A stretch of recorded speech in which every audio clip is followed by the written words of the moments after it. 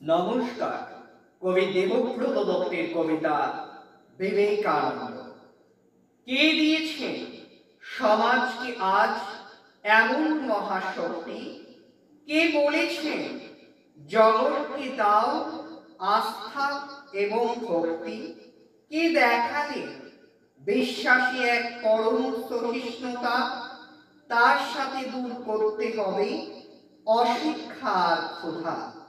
কে বলেছেন সবার আগে সত্য গ্রহণ করো, সর্বধর্মে সর্বকর্মে মানুষ অনেক বড়? পৃথিবীতে কে ছড়ালেন পবিত্র এ সৌরভ?